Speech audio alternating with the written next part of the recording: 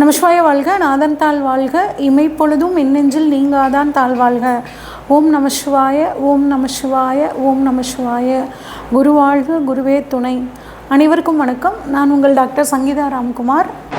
ராகு கேது பெயர்ச்சி பலன்கள் 2026 எப்படி இருக்குது அப்படின்னு பார்க்கலாங்க.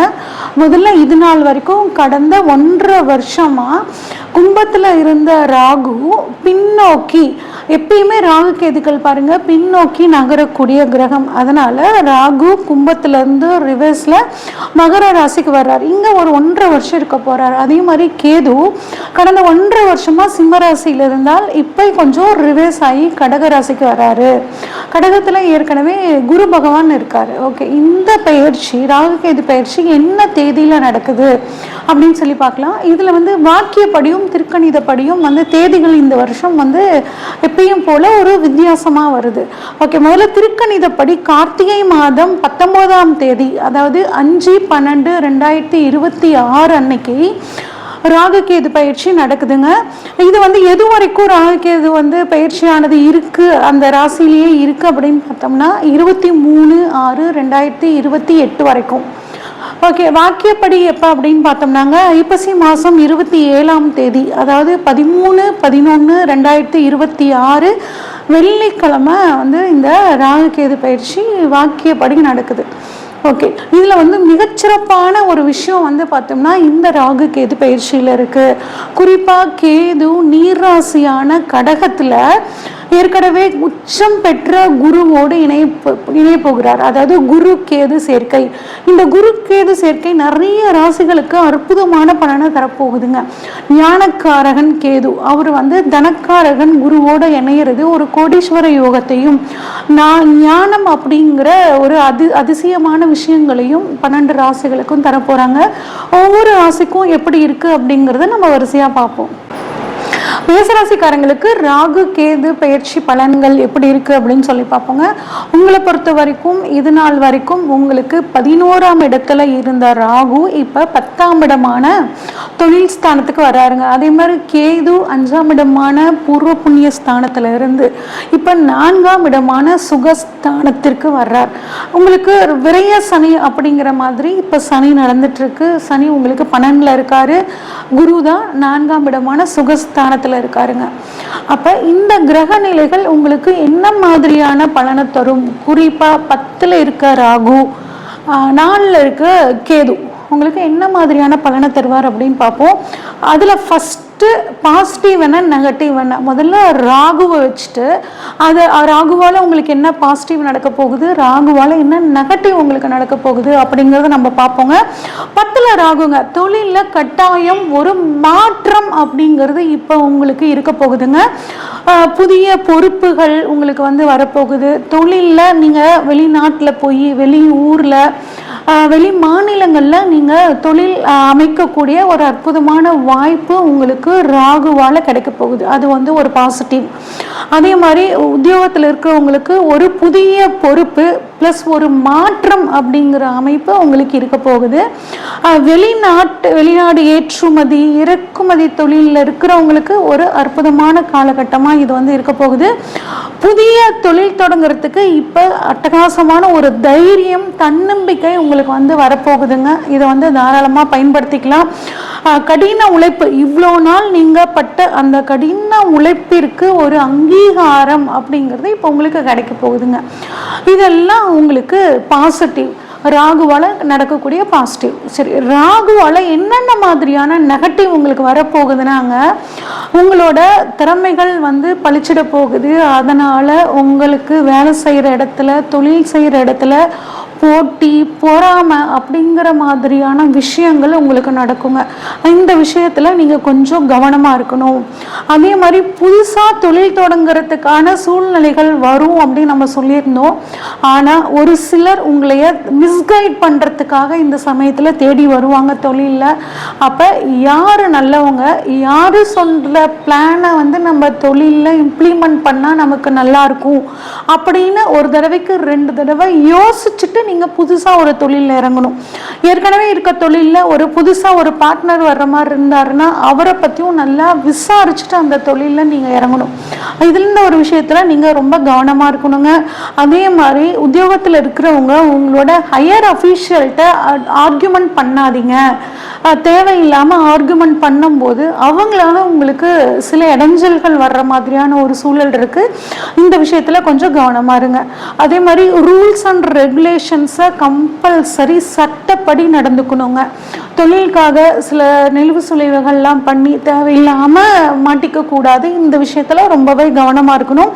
ஏன்னா ராகு 10ஆம் இடத்துல இருக்கார். ஓகே, இது ராகுவோட சூழ்நிலைங்க. அடுத்து கேது எப்படி இருக்காரு? கேது 4ஆம் இடத்துல குருவோட சேர்ந்திருக்காரு.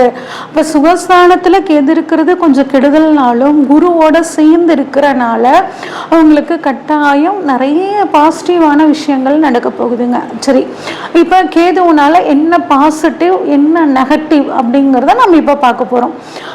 கேது நாளில் இருக்கிறனால என்ன பாசிட்டிவ் அப்படின்னா, ஆன்மீக சிந்தனைகள் உங்களுக்கு அதிகமாகும். படிக்கக்கூடிய மாணவர்கள் தியானம் யோகா மூலியமா அவங்களோட ஞாபக சக்தியை அதிகரிக்கிறதுக்கான ஒரு காலகட்டம் இதுங்க. வீடு, தன்னோட குடும்பம் எப்படி, தன்னோட குடும்ப சூழ்நிலைகள் எப்படி அப்படிங்கிற ஒரு புரிதல் அப்படிங்கிறது இப்போ இவங்களுக்கு இந்த சமயத்தில் இருக்கும். உள்ளார்ந்த தன்னோட மன விஷயங்கள் எல்லாம் இப்போ அவங்க ஈஸியாக தெளிவாக புரிஞ்சுக்கக்கூடிய ஒரு காலகட்டமாக இருக்குங்க. இதெல்லாம் கேது கொடுக்குங்க. குரு கேது பார்த்தோம்னா ஒரு கோடீஸ்வர யோகத்தை கொடுக்கும். கரெக்டாக சுகஸ்தானத்தில் இருக்கிறனால உங்களுக்கு உடம்புல இருந்து சில பிரச்சனைகளும் இந்த சமயத்தில் மேம்பட்டு உடல் ஆரோக்கியம் அப்படிங்கிறது உங்களுக்கு வருங்க. ஓகே, இது குரு கேதுவால நடக்கக்கூடிய விஷயம். இது நெகட்டிவ் அப்படின்னு சொல்லி பார்த்தோம்னாங்க, கொஞ்சம் மனசு அலப்பாயுங்க. மனசை கொஞ்சம் தியானத்துல இல்லை ஆன்மீகம் மூலியமாக நீங்கள் மனசை அமைதிப்படுத்திக்கிறது நல்லது. குடும்ப விஷயங்களில் கொஞ்சம் ஒரு தடவைக்கு 2 தடவை யோசித்து பேசணும் குடும்ப உறுப்பினர்கள்ட்ட. இல்லைன்னா தேவையில்லாமல் சில சிக்கல்களை குடும்பத்தில் நீங்கள் சந்திக்கிற மாதிரியான ஒரு அமைப்பு வருங்க. மனசுக்குள்ளே பார்த்தீங்கன்னாங்க ஒரு வெறுமையான ஒரு உணர்வு, நமக்கு யாருமே இல்லையோ அப்படிங்கிற மாதிரி நீங்கள் யோசிப்பீங்க. ஆனால் அப்படி இல்லைங்க. குடும்பத்தோட நல்லா மிங்கிள் ஆகுங்க, ஃப்ரெண்ட்ஸோட நல்லா பேசுங்க. எப்பயுமே நீங்கள் எப்பயும் ஜாலியாக இருப்பீங்களோ அதே மாதிரி நீங்கள் இந்த சமயத்துலையும் ஜாலியாக உங்களை வச்சுக்கிறது ரொம்ப சிறப்புங்க. எந்த ஒரு விஷயத்துக்கும் உணர்ச்சி வசப்படாமல் முடிவெடுக்கிறது மேசராசிக்காரங்களுக்கு இந்த 1.5 வருஷம் ரொம்பவே முக்கியமான விஷயங்க. அது எந்த விஷயம்னாலும் சரி, குறிப்பாக குடும்ப விஷயத்தில் ரொம்ப கவனமாக இருக்கணும். ஓகே, அடுத்து ராகு கேதுவோட பார்வை என்ன மாதிரியான விஷயங்களை கொடுக்க போகுது அப்படின்னு பார்ப்போம். ராகு 10ஆம் இடத்திலிருந்து தனக்கு 8ஆம் இடத்தையும் 12ஆம் இடத்தையும் கண்ட்ரோல் எடுத்துக்கிறார். அப்போ என்னன்னா ராகு எலக்ட்ரானிக்ஸ். அப்போ எலக்ட்ரானிக்ஸ் பொருட்கள் உங்கள் வீட்டில் இருந்துச்சுன்னா அது பழுதாகும். அதை ரிப்பேர் பண்ணக்கூடிய ஒரு அமைப்பு. அதே மாதிரி வாகனம், காரோ பைக்கோ வச்சுருந்தீங்கன்னா அது ஒரு சின்னதாக ஒரு ரிப்பேராக இருக்கும் போதே அதை சரி பண்ணிக்கோங்க. இல்லைன்னா வாகனத்தை மாற்றிக்கிறதும் இந்த சமயத்தில் உங்களுக்கு நல்லதுங்க. ஏன்னா வாகனத்துக்காக ஒரு செலவு, எலக்ட்ரானிக்ஸ் பொருட்களுக்காக ஒரு செலவு பண்ணிட்டீங்க அப்படின்னா உடல் ஆரோக்கியத்தில் பெருசாக குறைபாடுகள் எதுவும் வராது. அதே மாதிரி நமக்கு யாராவது செய்வனை செஞ்சுருப்பாங்களோ, பிளாக் மேஜிக் பண்ணி வச்சுருப்பாங்களோ அப்படிங்கிற மாதிரி தாட்ஸ் எல்லாம் இந்த சமயத்தில் மேசராசிக்காரங்களுக்கு வரும். அப்படிலாம் எதுவும் இல்லைங்க. சப்போஸ் உங்களுக்கு அப்படி ஒரு விஷயம் தோணுச்சு அப்படின்னாங்க பிரித்யங்கரா தேவி வழிபாடு பண்ணுங்க, அந்த பிரச்சனையிலேருந்து நீங்கள் வெளியே வந்துடலாம். ஓகே, அடுத்து கேது பார்த்தோம்னா கேதுவோட பார்வை என்ன பண்ணுன்னா 4ஆம் இடத்துலேருந்து 6ஆம் இடத்தையும் 2ஆம் இடத்தையும் கேது பார்க்குதுங்க. அப்போ உங்களோட அம்மாவோட உடல் ஆரோக்கியத்தில் கொஞ்சம் கவனமாக பார்த்துக்கோங்க. யாருக்கும் வாக்கு கொடுக்காதீங்க. வாக்கு கொடுத்த வாக்கை காப்பாற்ற முடியாது. ஒரு சிலருக்கு பாருங்க பல் சம்பந்தப்பட்ட பிரச்சனை வரத்துக்கான வாய்ப்புகள் இருக்கு. ஆரம்பத்திலேயே போய் டாக்டர்கிட்ட செக் பண்ணிக்கிறது நல்லதுங்க. ஓகே, இந்த 1.5 வருஷம் எங்களை நாங்கள் தெளிவாக வச்சுக்கணும், எங்களுக்கு எல்லா விதமான நன்மைகளும் நடக்கணும்னா நாங்கள் என்ன விதமான பரிகாரங்கள் பண்ணலாம் அப்படின்னா, ரெகுலராக விநாயகர் வழிபாடு பண்ண உங்கள் வாழ்க்கையில் ஒரு நல்ல முன்னேற்றம் அப்படிங்கிறது இருக்கும். அது மட்டும் இல்லாமல் உத்திராட நட்சத்திரத்தன்னைக்கு கொழுக்கட்டை தானம் பண்ணுறது ரொம்பவே சிறப்புங்க. அது மட்டும் இல்லாமல் பலா மரம் வளர்க்குறது, உங்கள் கையால் ஒரு கண்ணு நட்டு அதை வளர்க்குறது உங்களுக்கு மிகச்சிறந்த ஒரு யோகத்தை கொடுக்கும். நம்ம இது வரைக்கும் பார்த்ததெல்லாம் ராகு கேது பயிற்சிக்கான பொதுவான பலன்கள் தாங்க பார்த்தோம். உங்கள் சுய ஜாதகத்தில் ராகு எங்கே இருக்காரு, கேது எங்கே இருக்காரு, அது மட்டும் இல்லாமல் இப்போ ராகு வரக்கூடிய மகரத்தில் என்ன கிரகங்கள் இருக்குது, கேது வரக்கூடிய கடகத்தில் என்ன கிரகங்கள் இருக்குது, இதை பொறுத்தும் இந்த பலன்களில் சில சேஞ்சஸ் இருக்குங்க. இதை பற்றி நீங்கள் ராகு கேது பயிற்சி பலன்கள் உங்களுக்கு எப்படி இருக்கும் அப்படின்னு நீங்கள் தெரிஞ்சுக்கணுன்னா ஸ்க்ரீனில் தெரிகிற வாட்ஸ்அப் நம்பருக்கு உங்கள் ஜாதகத்தை அனுப்பிச்சு வைங்க.